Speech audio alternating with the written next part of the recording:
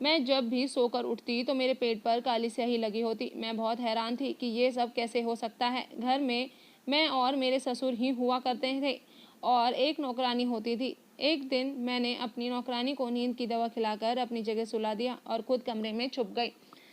अभी सोए हुए कुछ ही देर हुए थे कि मेरे ससुर मेरी नौकरानी को मुझे समझकर उसके साथ। आज भी मेरे पेट पर काली स्याही का निशान था। लगातार 20 दिन से मेरे पेट पर यह काली स्याही का निशान मुझे नजर आ रहा है। काली स्याही के निशान से मैं बहुत परेशान हो गई थी। मैं ये सोच रही थी कि ये कौन है जो मेरे पेट पर निशान लगातार बनाता है। जब मैं नहाती तो ये निशान हल्का हो जाता। जब पहली बार मैंने ये निशान देखा था तो सोचा कहीं ये लग गया होगा, लेकिन अब तो रोज़ ही ये निशान मेरे पेट पर मुझे नज़र आ रहा था। अब तो मुझे कुछ शक सा होने लगा था, लेकिन मैं शक भी करती तो किस पर करती। मेरे घर में मेरे अलावा 2 और ही लोग रहते थे, एक मेरे ससुर और दूसरी मेरी काम वाली लड़की जो कि मेरी ही उम्र की थी। बात कुछ यूँ है कि मेरी शादी के बाद ही मेरे पति को किसी दूसरे शहर में जाना पड़ा, क्योंकि उनकी नौकरी वहीं पर थी। ससुराल में बस मेरे ससुर ही थे। मेरी सास की मौत बहुत पहले ही हो चुकी थी। मेरे पति यानी कि राजन मेरे सास ससुर की इकलौती संतान है। मेरे पति ने मुझे बोला था कि तुम्हारा वीज़ा भी लगवा कर तुम्हें वहीं बुला लूँगा। मैं अपने पति के जाने से बहुत उदास थी और घर में भी बस एक नौकरानी थी जो दिन रात हमारे साथ ही रहती थी, और वो नहीं होती तो मैं और मेरे ससुर ही इस घर में होते। लोग तरह तरह की बातें ना बनाएं, इसलिए मेरी शादी से पहले ही दिन और रात के लिए एक नौकरानी रख दी गई थी जो घर के सभी काम करती और रात को मेरे साथ मेरे कमरे में ही सोती थी। वो लड़की भी नौजवान थी। पहले तो मेरे ससुर का सारा समय अपने ही कमरे में गुजर जाता था या फिर हॉल में टीवी देखकर, लेकिन वो हॉल में भी वो तभी आते थे जब उन्हें नाश्ता या खाना खाना होता था। मेरे ससुर बहुत ही अजीब किस्म के इंसान थे। खाना खाने से पहले अगर वो हाथ धोने जाते तो 15 मिनट तक हाथ धोते ही रहते, फिर बार बार अपने हाथों को सूंघते कहते कि पता नहीं कौन सा हाथ सही धुला है और कौन सा नहीं। फिर खाना खाते हुए टीवी देखते रहते। मुझसे वो ज़्यादा बात भी नहीं करते थे। बस अगर उन्हें कोई काम होता तो वो बुला लेते, वरना आवाज़ नहीं देते थे। मैं पूरा दिन उस नौकरानी से काम करवाती और साथ साथ बातें भी करती रहती। शुरू के 2 महीने तो ऐसे ही निकल गए। मेरी राजन से भी बात रोज़ होती थी। मैं हर बार उनसे अपने वीज़ा के लिए ज़रूर पूछती थी, लेकिन वो हर बार यही कहते कि मैं कोशिश कर रहा हूँ। जब कभी मैं नौकरानी से अपने ससुर के कमरे की सफाई करने को कहती, वो नहीं करती। मुझसे कहती, दीदी आप भी मेरे साथ चलो, मुझे साहब से बहुत डर लगता है। बार बार वो मुझसे बेड की चादर बदलवाते हैं, कभी बार बार झाड़ू लगवाते हैं। मुझे कहते हैं कि तुम सही से सफाई नहीं करती हो। मैं उनकी बात पर हंसती रहती और कहती कि वो कुछ बहमी हैं। तो वो कहने लगी, नहीं नहीं दीदी, वो तो ठरकी हैं, उनकी नज़रें सही नहीं हैं। क्या आपको पता है, कल मुझे कहने लगे कि इतनी गर्मी है मेरे कमरे में, मैं नहाने जा रहा हूँ, तुम चाहो तो अपना दुपट्टा उतार कर काम कर लेना। मुझे उसकी ये बात बहुत अजीब सी लगी थी, लेकिन मैंने उसको ये बोलकर टाल दिया कि हो सकता है कि बेटी समझकर एहसास कर लिया हो, जाने भी दो दीदी। हमने जब से होश संभाला है तरह तरह के लोगों के घर में काम किया है, मैं लोगों की नज़रों को बहुत अच्छे से समझती हूँ। वो बोलकर किचन में चली गई और मैं उसकी बात को भूल भी गई। लेकिन मेरे साथ जो हो रहा था कुछ अजीब ही था। आखिर वो कौन था जो काला रंग मेरे पेट पर लगाता था और मुझे कुछ महसूस भी नहीं होता था। मैं रात को देर तक जागती रही। मेरी काम वाली लड़की मेरे कमरे में ही ज़मीन पर बिस्तर लगाकर सोती थी। रात के करीब 2 बजे तक तो मैं जागती रही, फिर मुझे नींद आ गई। पूरा दिन घर के कामों में लगकर मैं पूरी तरह रात तक जग नहीं पाई। एक बार जब मैं अपने ससुर के कमरे में चाय देने गई तो मेरे होश ही उड़ गए, क्योंकि वो अपनी उंगली में काली स्याही लगाए एक खाली कागज़ पर टेढ़ी मेढ़ी लकीरें खींच रहे थे। मैं तो उनको शाम की चाय देने गई थी, लेकिन मैं जो कुछ भी देख चुकी थी वो मेरा होश उड़ाने के लिए काफ़ी था। जब उनकी नज़र मुझ पर पड़ी तो पहले मैं बहुत घबरा गई, फिर मेरी तरफ गुस्से से देखते हुए बोले कि तुम बिना पूछे मेरे कमरे में क्यों आ जाती हो? क्या तुम्हें किसी ने तमीज़ नहीं सिखाई कि बिना पूछे किसी के कमरे में दाखिल नहीं होते?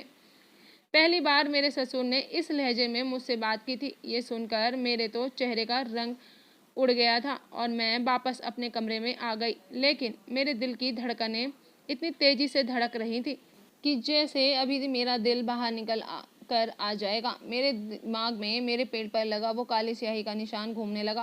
तो क्या वो निशान मेरे ससुर लगाते थे ये ख्याल आते ही मेरा दिमाग घूमने लगा। ये बहुत अजीब सी बात को की थी, लेकिन मेरे दिमाग में ये सारी बातें आ रही थी क्योंकि मैंने जो देखा था उससे मैं बुरी तरह काँप रही थी। पहले तो मैं दिल ही दिल में इस बातों को इनकार करती रही कि वो मेरे पापा को की तरह हैं। मैं ऐसा कैसे सोच सकती हूँ, लेकिन ये भी तो सच था कि मेरे पेट पर ये निशान होता था और मेरे ससुर भी उसी रंग की स्याही से सफ़ेद कागज़ पर निशान खींच रहे थे। एक दिन मैं अपने कमरे से निकलकर किचन की तरफ गई तो मेरे ससुर बिल्कुल मेरी नौकरानी के पीछे खड़े थे। वो अपने काम में मगन थी। वो बर्तन धो रही थी और मेरे ससुर उसके इतने करीब खड़े थे कि कुछ 1-2 इंच का ही फासला होगा बस। मुझे उनकी ये बात बहुत अजीब लगी थी। इसका मतलब उस दिन मेरी नौकरानी बिल्कुल ठीक बोल रही थी कि मेरे ससुर की नज़र और नीयत अच्छी नहीं है। मैं किचन में चली गई और मैंने जाकर बोला, पापा आप किचन में क्या कर रहे हैं? क्योंकि मैंने आज से पहले उन्हें कभी भी किचन में नहीं देखा था। वो मेरी आवाज़ सुनकर बुरी तरह हड़बड़ा गए। मुझे किचन में देखकर उन्होंने अपने कदम पीछे कर लिए और मेरी नौकरानी बर्तन धोना छोड़कर मुझे देखने लगी। वो भी मेरे ससुर के आने से बेखबर थी। पापा बहुत ही अजीब नज़रों से हम दोनों को देख रहे थे। मैंने नौकरानी को नज़रअंदाज किया और अपने ससुर से किचन में आने की वजह पूछने लगी। वो मुझे कहने लगे कि ये नौकरानी की छुट्टी करवा दूंगा। ये झाड़ू लगाकर बिना हाथ धोए बर्तन धो रही है, इसके हाथ गंदे हैं। वो बहुत परेशान सी हो गई। वो कहने लगी, साहब क्यों झूठ बोल रहे हैं? मैंने सबसे पहले हाथ धोया है, फिर किचन में आई हूँ और बर्तन को हाथ लगाया है। मेरे ससुर तो नौकरानी से बहस पर उतर आए थे। वो बोलने लगे, तुम झूठ बोल रही हो, मेरे बेटे के पैसे हराम के हैं क्या? तुम्हें तनख्वाह भी दूं और झाड़ू वाले हाथों से बर्तन धोती हो? ये तो मैंने आज देख लिया, वरना तो तुम कब से हमें गंदे बर्तनों में खाना दे रही हो। मैंने उनसे बहुत कहा कि आप रसोई से बाहर चले जाइए, मैं बात करती हूँ, लेकिन वो तो मुझ पर ही गुस्सा करने लगे कि ये तुम्हारी ही नरमी का नतीजा है जो ये सर पर बैठ गई है, वरना मैं तो इस लड़की को 2 दिन में सीधा कर दूँ। मेरा बेटा परदेश में ना जाने कैसे कैसे करके गुजारा करके पैसे यहाँ भेजता है और ये लड़की मुझे गंदे बर्तन में खाना देती है। आज से तुम ही बर्तन धोओगी।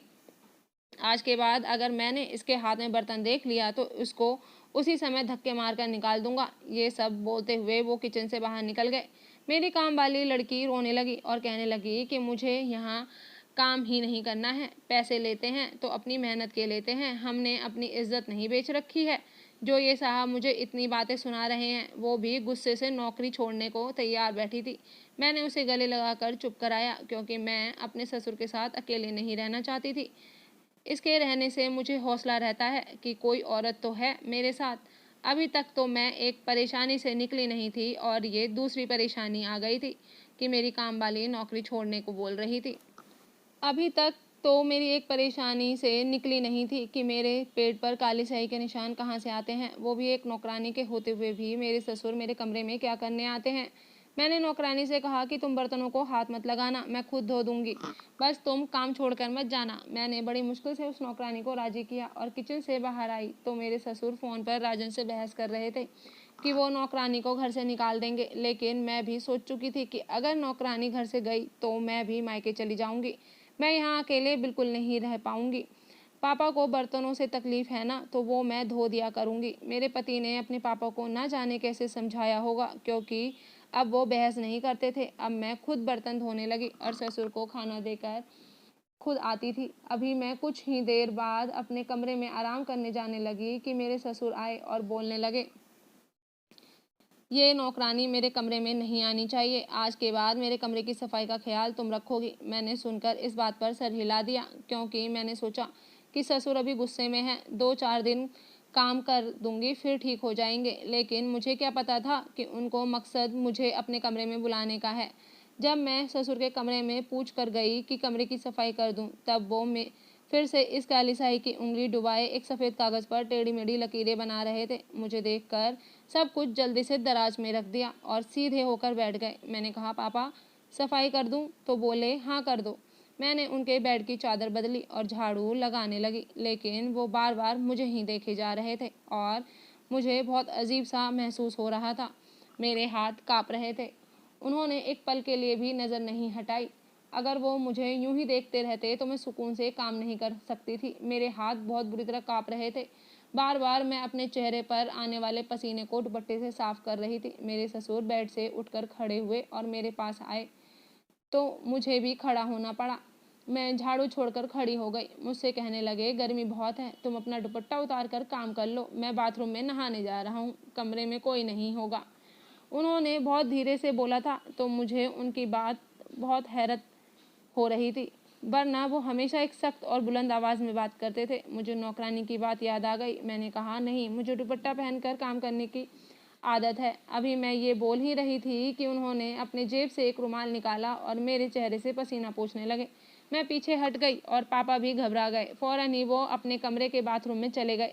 मैं डर के मारे बहुत बुरी तरह कांपने लगी। अब तो मुझे अपने ससुर की नीयत पर शक होने लगा था। मैंने जल्दी जल्दी उनके कमरे की सफाई की और बाहर निकल आई।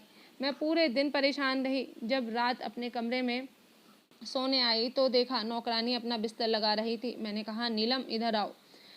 मैंने सोचा इसको सारी बात बतानी चाहिए। वो अपना बिस्तर बिछाकर मेरे पास आकर बैठ गई। मैंने उससे कहा कि तुम जो भी मेरे ससुर के बारे में कहती हो, अब मुझे भी वो सच लगने लगा है।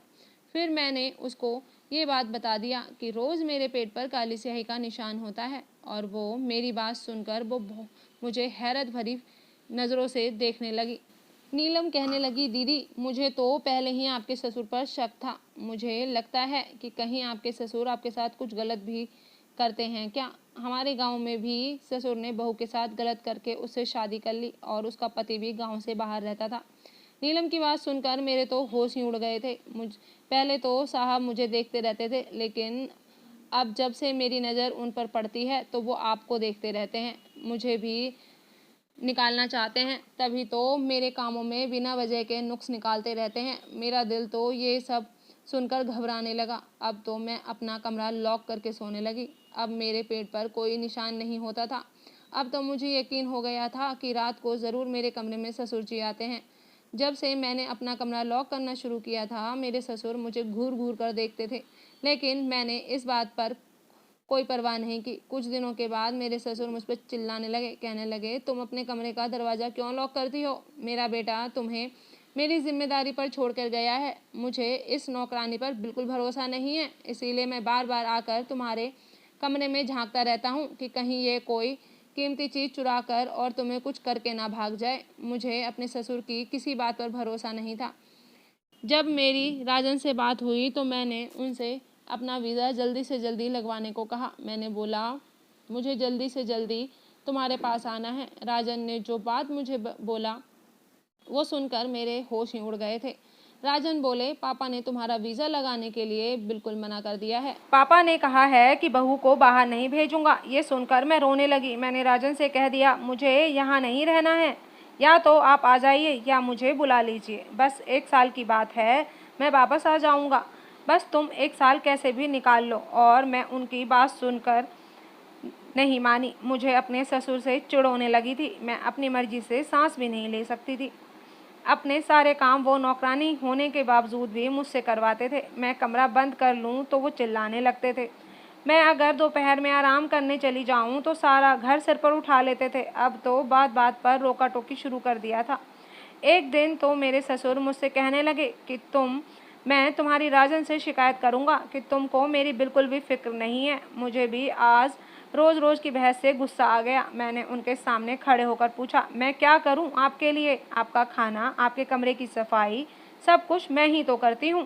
अब मैं आपके लिए क्या करूं? वो मुझसे बोलने लगे, तुम मेरे पास नहीं बैठती, मुझसे बात नहीं करती। ये काम मेरे लिए बहुत मुश्किल था। भला मैं उनसे बातें भी करती तो क्या करती? ये तो उनको खुद ही सोचना चाहिए था। उनका ना तो कोई दोस्त था, ना ही वो कहीं जाते आते थे, सारा दिन घर में ही रहते थे। मैंने उनसे साफ कह दिया कि आपको मेरी शिकायत करनी है तो कर दीजिए, मेरी जो जिम्मेदारी है वो मैं पूरा कर रही हूँ, लेकिन आपके साथ बैठकर मुझसे बात नहीं होगी। मेरी बात सुनकर वो भड़क गए, लेकिन मुझे कुछ नहीं बोले और अपने कमरे में चले गए। नीलम भी वहीं खड़ी बातें सुन रही थी। ये सब चलते चलते 1 साल बीत गया और मैं भगवान से दिन रात यही दुआ करती थी कि राजन जल्दी वापस आ जाए और मैं चैन की सांस लूं। अब मैंने अपने कमरे का गेट खोलकर सोने लगी, लेकिन मैं सुबह फिर से बहुत हैरान थी, क्योंकि आज फिर मेरे पेट पर काली स्याही के निशान बने हुए थे। अब मैं फिर परेशान होने लगी कि मैंने अपनी नौकरानी से बोला कि देखो, अब फिर से निशान है। एक काम करो, आज रात तुम मेरी जगह सो जाना और मैं छुप जाऊंगी। आज रात मैंने ऐसा ही किया। मैंने अपनी नौकरानी को अपनी जगह सुला दिया और खुद छुप गई। मैंने देखा कि करीब 2 बजे मेरे ससुर मेरे बेड के पास खड़े होकर देख रहे थे। जैसे ही वो नीलम के करीब जाने लगे, मैंने लाइट खोल दी और उनके पीछे आकर खड़ी हो गई। वो मुझे देखकर बहुत हैरान हो गए और बाहर निकल गए। अब मैं उनसे बात नहीं करती थी। एक रात मैंने खुद को रस्सियों से बंधा पाया और मेरे आंखों से बेबसी के आंसू बह रहे थे। दूसरी कुर्सी पर मेरे ससुर को भी बांध रखा था। हमारे सामने 2 आदमी खड़े थे। मेरी अलमारी से मेरे सारे सोने का सामान निकाल रहे थे और मेरी नौकरानी नीलम उनके साथ खड़ी थी। ये सारा खेल उसी का था। उसने बताया कि वो कब का सारा खेल ख़त्म कर चुकी होती, लेकिन बस वो मेरा भरोसा जीतना चाहती थी। वो जानबूझकर मेरे दिमाग में मेरे ससुर के खिलाफ शक पैदा कर रही थी। मेरे पेट पर वो निशान भी वही लगाती थी और मेरे ससुर को मेरे खिलाफ भड़काती थी। आपकी बहू अच्छी नहीं है, आपको समय भी नहीं देती है। आपकी बहू आपसे इसलिए भी बात नहीं करती कि वो जानती है आप थोड़ा बहमी किस्म के इंसान हैं और आपकी बहू का वो कहीं ना कहीं चक्कर चल रहा है। मैंने तो जानबूझकर झाड़ू वाले हाथों से बर्तन धोए थे जिससे साहब मुझसे झगड़े और मैं इन्हें ही गलत साबित कर सकूं। नीलम चाहती थी कि हम ससुर बहू एक दूसरे से उलझते रहें और वो अपना काम करके निकल जाए। उसने कोई नींद की दवा नहीं खाई थी। उसका प्लान था कि वो मुझे और पापा को एक कमरे में इकट्ठा कर सके। उसने अगले दिन मेरे ससुर को जाकर कहा कि आपकी बहू मुझे अपनी जगह सुलाकर किसी और से मिलने जाती है। अगर यकीन ना हो तो कमरे में आकर देख लेना। इसीलिए मेरे ससुर कमरे में आकर मेरे बेड के पास देखने लगे कि बेड पर कौन सोया है। मुझे कमरे में देखकर वो वापस चले गए। आज भी यही हुआ, लेकिन उनके बाहर निकलने से पहले ही 2 आदमी आए और मेरी नौकरानी उठ खड़ी हुई। हम दोनों को पहले बेहोश किया गया और फिर बांध दिया। उसको पता था कि राजन अब आने वाले हैं, इसीलिए वो अपना काम पूरा करके निकलना चाहती थी। उसको तो सब कुछ पहले से ही पता था। वो मेरा सारा कीमती सामान चोरी के लिए निकाल चुके थे। ये तो भगवान का शुक्र था कि आज रात ही राजन आ गए। वो तो हमको सरप्राइज़ देना चाहते थे, लेकिन जैसे ही घर पहुँचे और गेट को हाथ लगाया तो देखा दरवाज़ा खुला पड़ा था। वो बहुत घबरा गए और सारा सामान टैक्सी में ही छोड़कर अंदर आ गए। अंदर आए तो आदमियों के बोलने की आवाज़ आ रही थी। वो समझ गए कि घर में चोर घुस गए हैं। उन्होंने बाहर जाकर पुलिस को कॉल कर दिया। कुछ ही देर में पुलिस आ गई और हम बाल बाल बच गए। मेरे ससुर ने राजन को वापस दूसरे देश नहीं जाने दिया। उन्होंने बोला, हम कम में गुजारा कर लेंगे पर तुम कहीं मत जाओ। हम दोनों ससुर और बहू को अपनी गलती का एहसास हो गया था। हम दोनों ने एक दूसरे से माफ़ी मांगी। उसके बाद आज तक मैंने किसी भी नौकरानी को अपने घर नहीं रखा। अब मेरे 2 बच्चे भी हैं और सारा घर खुद ही संभालती हूँ। जब कभी राजन किसी नौकरानी को रखने की बात करते हैं तो मैं साफ मना कर देती हूँ। मुझे ये पता चल गया था कि ये पहले घर के भेदी बनते हैं और फिर बाद में घर ही साफ कर देते हैं। तो दोस्तों, आज की कहानी आपको कैसी लगी ज़रूर बताइएगा कमेंट करके। चैनल पे अगर न्यू है तो सब्सक्राइब ज़रूर कर लीजिएगा और अगर पुराने हैं तो कहानी पूरी सुनने के लिए धन्यवाद। फिर मिलती हूँ नई कहानियों के साथ। जब तक के लिए बाय बाय। प्लीज़ अपने फैमिली एंड फ्रेंड्स के साथ कहानियों को शेयर कर दिया करें।